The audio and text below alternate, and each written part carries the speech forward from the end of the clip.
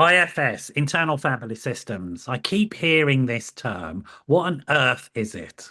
Okay, so I'm very much in love with IFS currently and have been for the last few years. Okay. Honest. It's where I see my biggest changes in clients, Okay. like rapidly, but it's certainly very, very deep.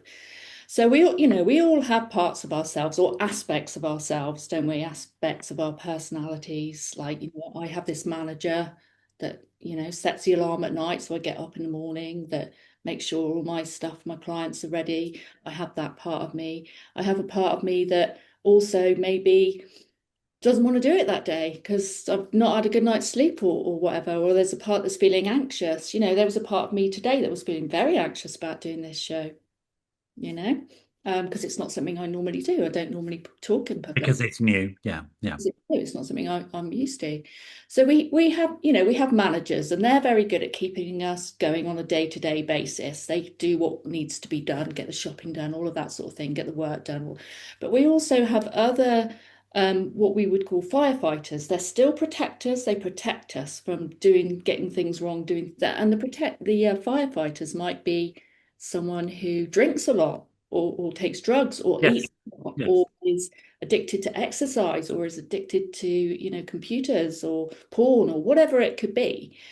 They very often are protecting young, vulnerable parts that are holding really deep sorrows, emotions, energies that are maladaptive because they're from very, very young, often, not always, but often.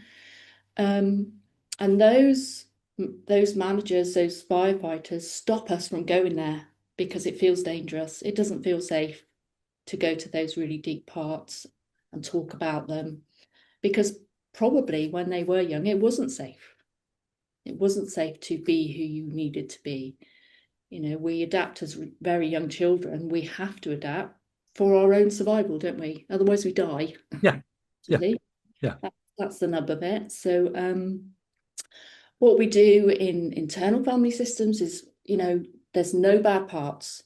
There's no parts that we want to get rid of. They're all doing a fantastic job protecting us. Yeah. Sometimes these protections are maladaptive or have become maladaptive over the time. Originally, those protections would have been useful.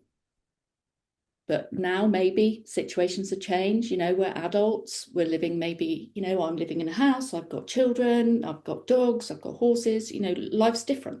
Hmm. Those younger parts of me don't need to feel that anxiety that I felt before coming on. And, I could do work with that and look at where that's come from. Hmm. Um, and often we follow the system. There's no forcing, there's no, if I get a client that I very much can feel a protector's not letting me go there. So for example, actually, only a few days ago, um, couldn't really make much progress. And for Hmm. me, that means there's a protector saying, we can't go there. It's not Hmm. safe. It's Hmm. not safe. I don't trust you yet. I Hmm. don't trust you. I don't trust the self yet. So talking about self, actually, self is that calm, collected part of us that can cope with everything and anything. Hmm. Hmm. Okay, it's the part that embodies compassion, um, clarity, kindness, Hmm. all of those things. And that is always available to us. We just can't always see it. Yeah. Yeah. And the way that I describe that to, and there's lots of ways, but the way I describe that to my clients is that the sun is always there. We can't always see it, and we haven't always got access to it when it's rainy and cloudy, but it is always there. And sometimes in a moment of peace, and I can guide them through, they get that sense of self where everything feels okay and you can cope with everything. And that part of self is what helps heal those younger, vulnerable exiles, they're called. Okay. And are there other types of internal roles that are more adaptive and not exiled and that Yeah, work on and develop a new repertoire of roles, as it yeah, were? absolutely. And also, what we want to really try and do is to get to those exiles, find what they're carrying, and maybe that is shame, maybe it's fear, maybe it's lots of different things. Yeah. Hear their story, acknowledge their story, Yeah. and then we allow the self to go back to that younger part and give them what they needed at that time that they didn't get. So Okay. maybe they needed comforting, maybe they needed understanding, maybe they Yeah. needed something completely different. And then they feel ready eventually to let go of what they've been holding on to for all these years. Yeah. And they can bring in something else. That might be joy, there might be creativity, it might be playfulness, it might be, could be anything.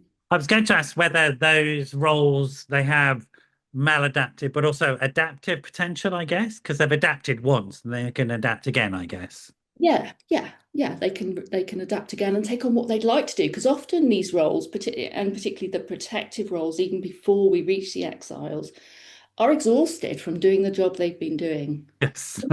Yeah, and Exactly. they don't know any other way. Yeah.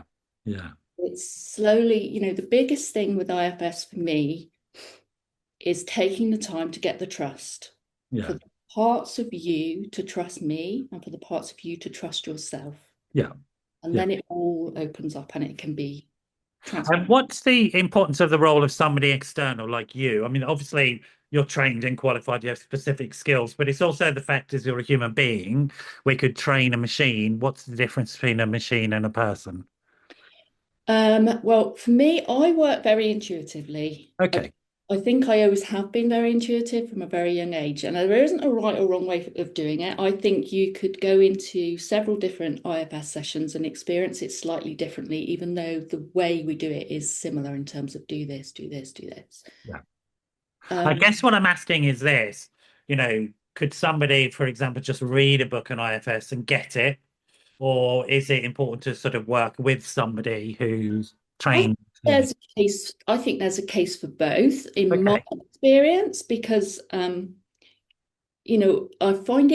think most people, and I find it easier when you're being guided by someone else. Okay. Okay.